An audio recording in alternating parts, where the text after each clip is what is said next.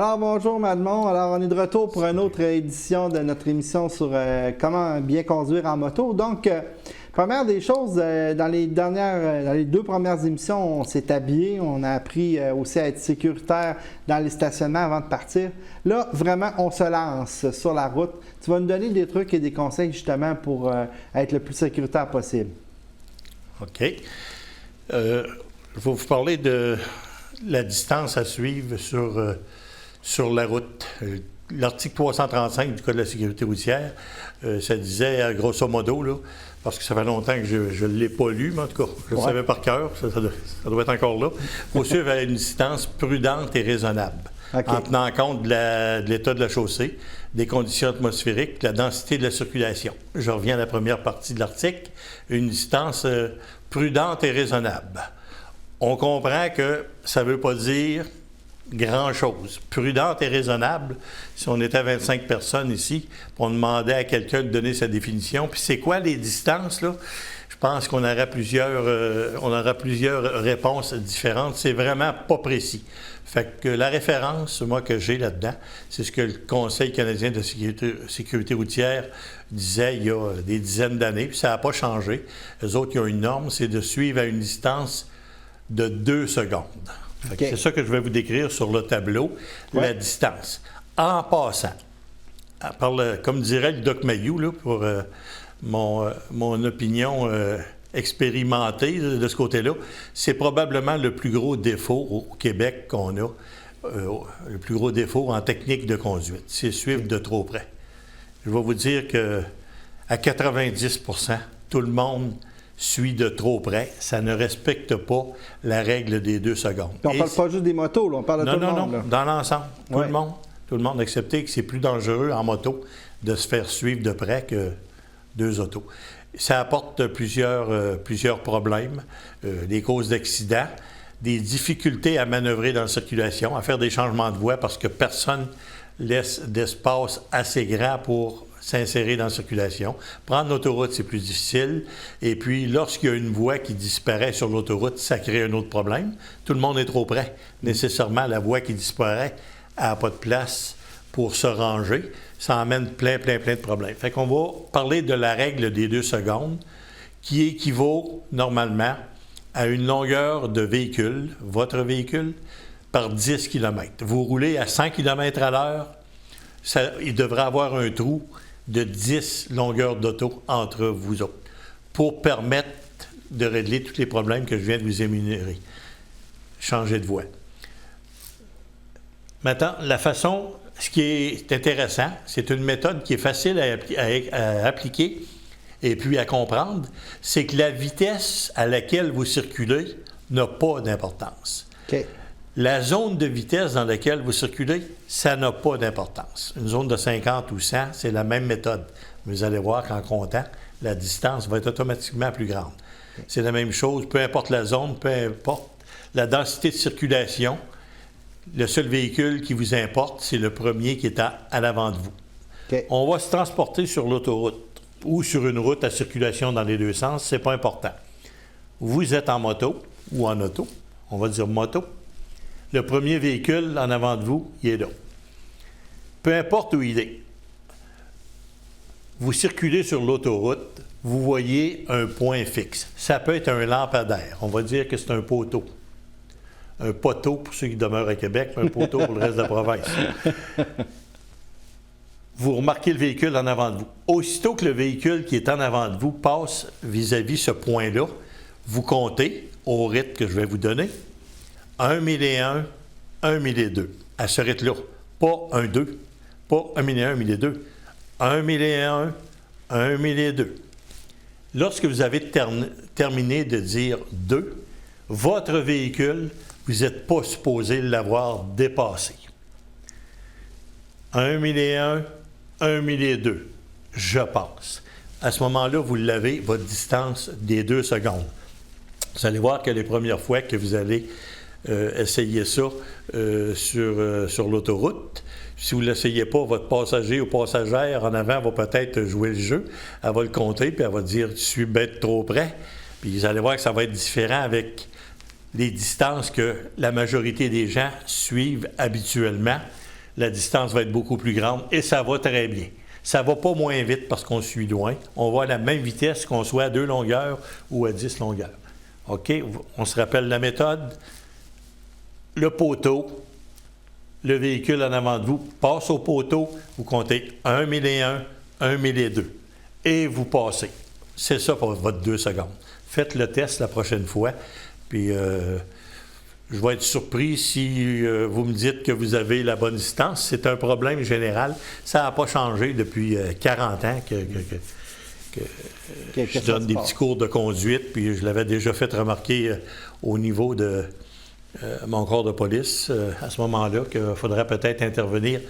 Je serais curieux de voir le nombre de billets d'infraction qui se donnent pour avoir suivi de trop près, qui est une infraction majeure sur les routes au Québec. C'est ce que j'allais dire, c'est une infraction au code de la route quand on suit de trop près. Là. Oui, mais vous avez vu tantôt la définition à une distance prudente et raisonnable. Au départ, ça ne veut pas dire grand-chose. Le temps de réaction pour le freinage, ce que vous voyez, parce que lorsqu'il arrive un obstacle, puis vous êtes pris pour freiner, si vous êtes trop proche, il y a le temps de perception, de voir qu'il se passe quelque chose.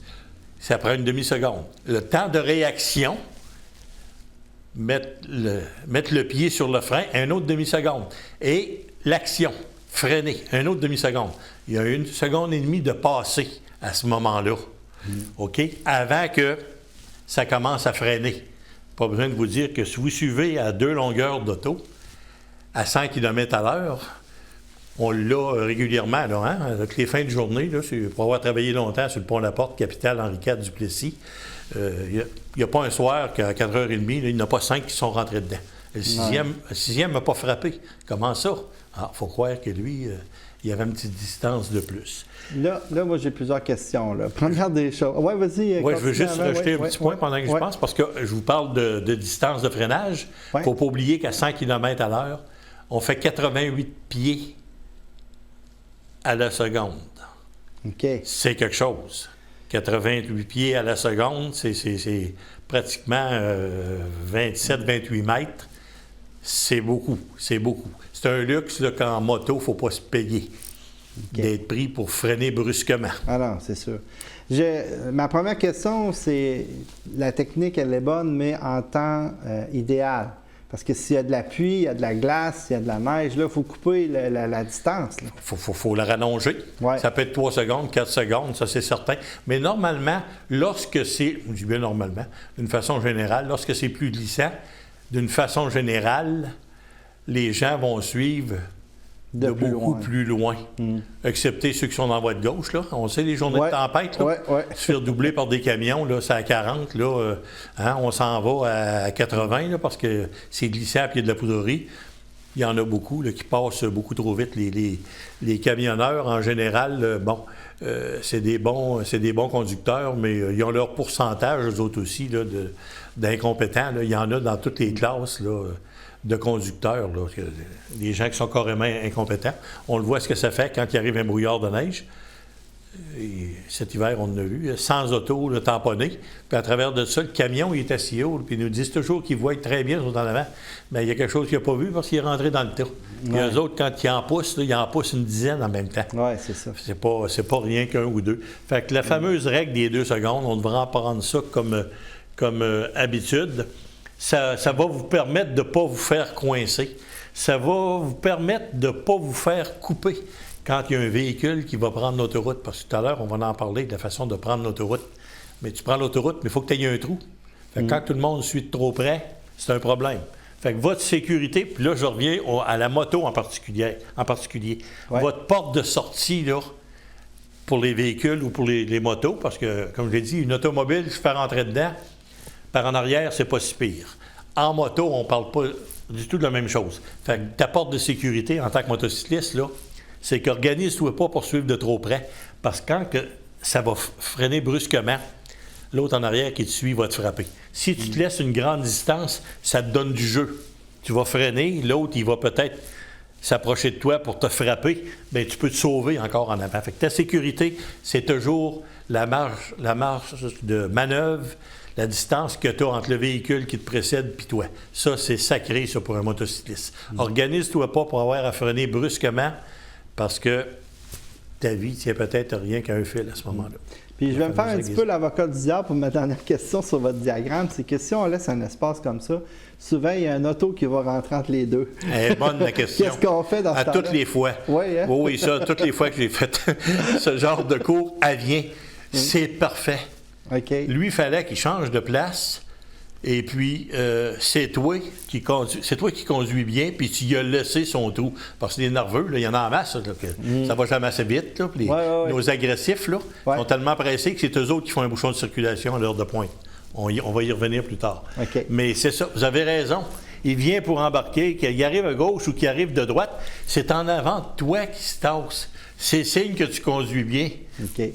Tu vas pas moins vite parce que tu es loin, tu vas à la même vitesse. Mais il y en a là, que si ils ne mangent pas le pare-choc de l'auto en avant d'eux autres, ils ne sont pas capables. Si tu tasses de là, il n'ira plus à la même vitesse, là, puis tu te demandes s'il va être capable d'aller à quelque part. Il faut qu'ils viennent s'accrocher dans les autres. Malheureusement, c'est trop répandu de suivre de trop près. Suivez de plus loin. Puis lorsque l'heure de pointe va arriver, puis que le trafic commence à ralentir, vous allez ralentir, puis vous allez laisser encore un trou. Allez pas vous coller. C'est ça qui fait les bouchons de circulation. Tu avances 300 pieds, tout arrête. Essaye de rouler tout le temps. À l'heure de pointe, là, lorsque le bouchon de circulation commence à se faire, laisse une bonne distance, puis roule tout le temps. Ça, c'est un truc que les camionneurs font, puis que les gars de moto apprennent aussi. Parce qu'en moto, tu ne veux pas arrêter dans le trafic l'été. Quand il fait super chaud, tu parlais tout à l'heure l'autre jour, de la chaleur du moteur, il fait chaud. Fait qu'il faut que tu roules tout le temps. Fait qu'ordinairement, à l'heure de pointe, je vais suivre très loin. Ça peut être 100 mètres, des fois, c'est loin. Mais quand celui est en arrière de toi et il t'a vu faire, là, ordinairement, il comprend ce que tu fais. Tu emmènes le trafic avec toi. Tu ne l'arrêtes pas, tu ne mets pas les pieds à terre, tu restes en première, tu roules. Tu sais que tu vas être proche d'arriver à un moment donné, puis ça redécolle. Il s'en va encore se coller plus loin, puis ça va arrêter.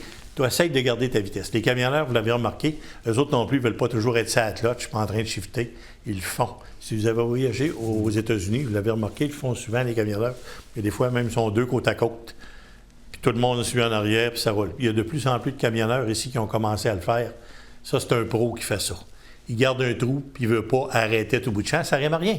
Essaye de rouler. Puis toi, ton groupe en arrière, là, que t'emmènes, là, bien, si ça avait été une autre personne que toi qui arrêtait là, puis il aurait suivi de trop près, là, toi, tu aurais arrêté à un moment donné. Arrête. Toi, tu les emmènes, tu les fais rouler. Ils s'en viennent à 10-15 km à l'heure, mais quand tu n'arrêtes pas, là, me semble que ça va bien 15 km à l'heure, plutôt qu'à arrêter. Vous voyez l'importance qu'il y a au sud de trop près, fait que le trou que tu as laissé tantôt, il y en a un qui rentre. Puis toi, tu vas faire quoi? Tu vas ralentir un petit peu ta pédale à gaz, tu vas y en redonner un autre trou. En attendant le prochain qui va peut-être venir se garocher là, mais tu n'auras pas arrêté. Tu sais? Fait que lorsqu'il y en a plusieurs qui vont faire ça, puis on le voit de plus en plus, là, qu'il y en a qui commencent à comprendre ce petit truc-là.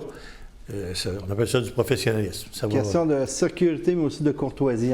Tout. Puis c'est facile. Puis tu relaxes. Moi, je sais bien que l'heure de pointe, là, si je roule à 15 puis j'arrête pas, je suis heureux. Ça va bien. Mais d'arrêter tout le temps, en moto, j'en parle même pas, là. Il fait très, très chaud. Là. Je me souviens à un moment donné d'avoir été obligé de faire quelque chose pour me sortir de là, parce que la chaleur, là, c'était suffocant, là, ça ne marchait pas. Là. La passagère avait de la difficulté à respirer, là, puis il faut sortir de là absolument. Là. Effectivement. Non, c'est un petit truc, puis tu relaxes. Puis ça va pas moins vite parce que tu es à 200 pieds, mais tu vas l'accélérer, le trafic, toi. C'est toi qui vas défaire le bouchon à un moment donné. C'est toi qui vas retarder qu'il y ait un bouchon à un moment donné, parce que toi, tu en laisses de la place pour que les autres manœuvrent. Puis ceux qui embarquent sur l'autoroute, ils ont de la place en avant de toi. Des fois, il faut être philosophe en se disant on va arriver alors qu'on arrivera. Non, au bout de la ligne, là, non. Gagner du temps là, sur la route puis à l'heure de pointe, par expérience, pour avoir roulé à haute vitesse, me rendre sur des accidents, là, on dit, comme on dit, on avait ce plaisir-là d'être légal en donnant un bon service, la pédale dans le plancher, puis on y allait à l'accident. Et puis, faisait 2 minutes, j'étais arrivé, là, il y en a, j'avais dépassé, faisait longtemps en bâtisse, il roulait pas vite. Il roulait juste à vitesse permise. Je te dis que pour gagner du temps, là, C'est pas Ça évident. n'en prend pas en tout. La vitesse, c'est plus une question de feeling puis d'agressivité que de côté pratique, là. Ah, je suis pressé. Non, non. Les pressés, là, c'est parce qu'ils partent toujours en retard. Moi, oui. C'est ce que je pense. Je dois te penser ce que je veux là-dessus. Parfait. Toujours pressé. Fait Ça qu'on donne, va on dit, comme on dit dans la vie, ça donne rien de courir si tu ne sais pas ce que tu t'en vas. Ouais, c'est ça. Fait que, les camionneurs, ils ont compris ça. Eux autres, ils vont loin. Effectivement. Puis ils roulent à une vitesse constante. OK. Fait qu'on va passer au prochain chapitre dans quelques instants.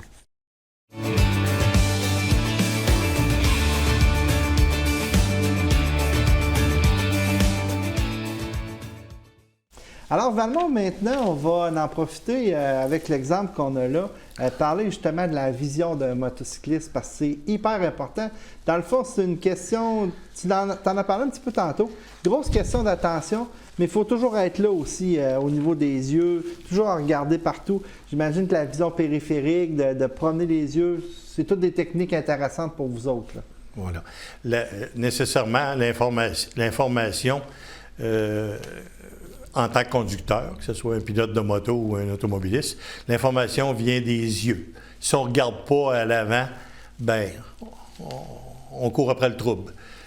Un des gros avantages qu'il y a en moto, c'est que, ordinairement, tu ne tourneras pas la tête pour parler à ton passager. Des fois, le passager, la passagère est en arrière, il va parler, mais tu as toujours les yeux à l'avant pour surveiller ce qui se passe. L'information vient de là. Deuxième des choses, tu es assis plus haut qu'un automobile. Tu es à peu près au niveau d'un VUS. Fait que déjà, la visibilité est bonne. Et puis, tu n'es pas distrait par un passager. On en voit régulièrement, hein? Un véhicule qui est en avant de nous autres. Et puis, la tête tournée à droite tout le temps. C'est juste une habitude. Là. Tu ne te regardes pas dans les yeux pourtant. Moi, je sais bien que lorsque je conduis une auto, puis il y a un passager avec moi, s'il me parle, là, il doit s'apercevoir à un moment donné qu'il se tourne la tête pour rien parce que je fais un effort. Jamais je me tourne la tête pour oui. Non. On regarde en avant. L'information vient des yeux. Ouais. C'est important, tantôt, tu en parlais hein, aussi. Ton passager en arrière en moto, il y a des systèmes de walkie-talkie. Vous pouvez vous parler. C'est intéressant, on en voit beaucoup de ça. Hein? Oui, il y en a plusieurs qui ont ça. Sur des grosses motos tout équipées, mais oui. Ça, au moins, c'est moins distrayant que de se tourner la tête. C'est ça. Et puis en moto, peu importe les décisions que vous avez à prendre, lorsque même vous êtes en groupe, là, on va le voir un peu plus loin, la décision finale, elle vous revient, c'est votre véhicule. La façon la plus sécuritaire pour rouler en moto, c'est d'être seul. Une moto seule, ça sera toujours la méthode la plus sécuritaire pour rouler en moto. OK, ça veut dire qu'en groupe, dans le fond, on voit ça souvent maintenant, des regroupements de motos qui s'en vont faire des randonnées, tout ça. Oui. Mais il faut être conscient qu'il y a plus de risques. Oui, on va avoir un tableau tout à l'heure là, qu'on va regarder ça. D'être tout seul, de rouler au centre de votre voie, ça sera toujours la façon la plus sécuritaire. Ça vous donne une marge de manœuvre égale de chaque côté. Là. Pour ceux qui parlent en pied, 3 pieds à gauche, 3 pieds à droite. Votre moto, votre voie, un autre 3 pieds. Normalement, il y a 11 pieds là, de largeur, une voie au complet, de la ligne diagonale à la ligne de bordure. C'est la façon la plus sécuritaire, c'est de rouler encore en moto, juste une moto. OK. Votre passager, normalement, ne devrait pas faire de signaux. Parce que vous signalez avec vos signaux lumineux. Et en plus, vous pouvez signaler avec votre bras à l'occasion. Oui. C'est mieux je ne conseillerais pas aux passagers de faire les signaux à la place du pilote parce qu'ils sont habitués de rouler ensemble et ils savent ce qui va se passer, c'est pas l'idéal. La seule place que je peux demander à un passager, une passagère, là, de peut-être de faire un genre de signal, là, c'est lorsqu'on arrête un feu de circulation. Mais ça aussi, on va venir un peu plus tard. Le fait de ne plus bouger, tant qu'il y a un véhicule qui n'est pas rendu en arrière de vous au feu de circulation, il faut vous attirer l'attention. Un petit peu un appel avec les feux de freinage là, pour vous assurer que l'auto qui s'en vient en arrière de vous, elle vous a bien vu puis elle va arrêter au feu de circulation. Fait que si le passager en arrière, passagère, il bouge les bras un peu de même, ça peut attirer l'attention. Ou si vous êtes seul, c'est une chose que je fais à l'occasion, mais pas à l'occasion, régulièrement en fait. Si je suis seul sur ma moto, je me mets au neutre et puis, je vais bouger les bras, les yeux dans le miroir, dans le rétroviseur tout le temps. Je veux m'assurer qu'il est arrêté parce qu'une distraction, ça peut arriver, pas encore là. On ne peut pas se payer ce luxe-là de se faire frapper.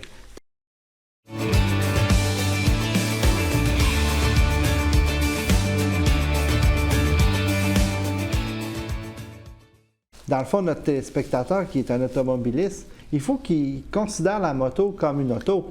C'est-à-dire avec la même distance, la même grosseur dans la voie, il ne peut pas passer dans sa voie. Oui. C'est toutes sortes de choses parce que souvent, on l'a déjà vu, les gens ils dépassent les motos en les collant pratiquement. Là, c'est très dangereux de faire ça. Là. Oui. Je vais être...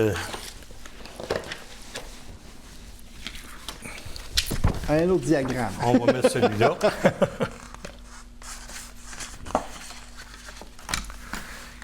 Bon, je vous ai parlé... ça, c'est la recommandation que la Société de l'assurance automobile fait. OK? Celle-là, là, il disait tantôt qu'ils l'ont échappé, mais celle-là, ils l'ont échappé, puis pas à peu près. Celle-là, là, c'est très, très ordinaire. Je comprends pas qu'ils n'aient pas modifié leur façon de voir les choses là-dessus. Lorsqu'on prend le livre là, qui nous indique de quelle façon qu'on devrait circuler en moto, eux autres, ils ont divisé la voie en 3 corridors. Tout à l'heure, dans mon diagramme, je vais vous montrer. Moi, c'est 4 corridors, ma technique. Eux autres, ils parlent de 3 corridors. Fait que lorsque vous circulez seul en moto, c'est dans le corridor 2, en plein milieu de votre voie que vous roulez tout le temps. Les 2 autres corridors de chaque côté, là, ça, c'est des portes de sortie. OK? Vous n'allez pas là. Tout le temps, ce sera toujours la voie du centre qui sera la meilleure. Espace sécuritaire. Souvent, on voit depuis quelques années, sur l'autoroute surtout, on a des roulières de camions. Les roulières, sont vis-à-vis des automobiles, sont pas au centre. Vous êtes pris dans les roulières, puis il y en a que c'est rendu qu'en moto, ça nous emmène vraiment sur un bord sur l'autre. Dangereux. Extrêmement dangereux. Si c'est une journée de pluie, l'endroit où il y a moins de pluie, c'est au centre. Ça fait un crâne. Les roulières sont de chaque côté, ça sert de ruisseau. C'est là que le moins épais d'eau. C'est encore là qu'il est l'idéal. C'est rien que des bons côtés de rouler au centre. Puis eux autres, malheureusement, dans le livre conseil qu'ils donnent, quand ils parlent à un motocycliste, là, on n'est plus en 1960, ils conseillent de rouler dans le corridor 1. Ah oui? C'est complètement inapproprié. Ça n'a pas de bon sens, c'est illogique. Ils sont encore à mettre ça encore en 2020. En 1960, là, à un moment donné, là, je me souviens des motos qu'il y avait, là, puis là, les gars, ils se faisaient dépasser, là, des fois, dans la voie. Ils marchaient au centre, mais les motos étaient petites là, dans ce temps-là. Puis là, de temps en temps, il y en a un qui dépassait avec son auto, puis il empiétait un peu. Fait que là, ils ont corrigé ça, ils ont dit, on va se coller sur la ligne. Ça va le forcer à passer de l'autre bord. Mais on n'est plus là, là. Aujourd'hui, les motos sont grosses, ils prennent de la place, sont visibles, ils roulent au centre, puis il n'y en a plus de problème. Mais dans le livre de la SAC, il mentionne encore de rouler dans le corridor 1. Fait que là, on a ceux qui exagèrent en plus, là. Coller sur la ligne, quand c'est pas le pied au-dessus de la ligne médiane, alors qu'il n'y a rien ici, tout ce qu'ils font, c'est de se faire frôler par des véhicules qui vont doubler. Si c'est une route à circulation dans les 2 sens, tous ceux qui vont croiser, puis il y en a en masse qui ils circulent près de la ligne. Les automobiles puis les camions, vous remarquerez ça la prochaine fois que vous allez vous promener sur une route de campagne là, ou une route numérotée. La circulation dans les 2 sens. Aussitôt qu'il y a une petite courbe à gauche, là, il y en a qui ne sont pas capables de prendre la moindre petite courbe à gauche sans que les 2 pneus embarquent sur la ligne médiane. Je ne vous parlerai pas du rétroviseur qui est rendu de l'autre bord. Régulier. Puis on le voit souvent sur des pick-up, là, ça me frappe. Là. C'est régulier. La moindre petite courbe à gauche, ils ne sont pas capables de garder leur voie. Il faut toujours qu'ils ramassent un morceau de ligne, continuant le voie. Il y a quelques années, un club de moto dans lequel j'étais membre il y a plus de 20 ans. Le président et sa femme, là, ça s'était passé dans Bellechasse, je pense, ça fait 3-4 ans. Il a été frappé à un moment donné par lui, il était en moto, il marchait en formation zigzag. Il était le premier en avant, il était collé sur la ligne. La courbe allait vers la gauche. Lorsqu'il y a une courbe vers la gauche, puis c'est de ton côté, en moto, tu inclines pour tourner. Fait que lorsque tu colles la ligne, imaginez-vous, ta moto en incline, tu es rendu de l'autre côté. L'épaule, la tête, là, le rétroviseur, puis l'accident qui était arrivé à ce moment-là. Les deux sont fait tuer sur le coup. Oh. C'est ça, c'est qu'ils ont ramassé le rétroviseur puis le bord du pick-up. Mais à ce moment-là, c'est la moto, par son inclinaison, qui se trouvait être là. Fait qu'ils sont encore à recommander de rouler là. Tu es tout seul sur la route, tu roules dans le corridor 1. Le corridor 1, c'est un espace sécuritaire, tu coules dans le 2. Fait que celle-là, là, la SAC, ils l'ont échappé, et pas à peu près. Fait que ce serait mieux de conseiller deux. C'est 100 000 à l'heure. Effectivement. Il faudrait, juste en terminant, parce qu'il nous reste à peu près 2 minutes 30, j'aimerais justement t'en as parlé rapidement des décès, puis j'aimerais que tu nous parles un peu des statistiques, parce qu'on a l'impression que il y a plus ou moins de morts, mais ça a l'air à s'être amélioré depuis une trentaine d'années. Oui, bien là, j'avais parlé du livre sur la moto que j'avais fait dans les années 83. Et puis, j'avais été chercher des statistiques nécessairement des années précédentes. Et puis, dans les années 78, on avait 175 morts par année en moto.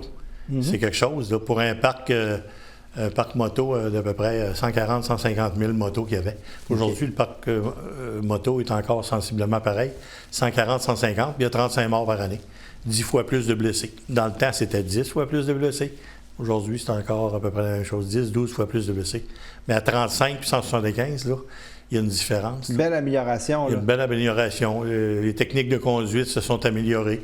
Les gens sont plus sensibilisés. Il y a des campagnes de sensibilisation auprès de la moto et des automobilistes aussi. Il y a les autoroutes. Il y a les cours de conduite. En tout cas, plein de choses. Là. Probablement que la SAC veut descendre ça à zéro, là, mais le zéro, ça n'existe pas. Là. Les statistiques, ça, on ne sait pas pourquoi que les statistiques, ça dit la vérité à un moment donné. Là. Mais on va terminer là-dessus. Juste le casque, c'est encourageant parce que au début, en 83, le casque n'était pas. Il était-tu obligatoire à l'époque? Ah oui, en 83, là, oui. Le casque arrivait à peu près en 73, je pense, 74. OK. Oui. Ils ont amélioré le casque, puis ils ont amélioré ce qu'il y a dans le casque. Oui, effectivement. Bon, on s'en va la semaine prochaine, Valmont, pour d'autres conseils. Bye, bonne semaine. Merci, bonne semaine.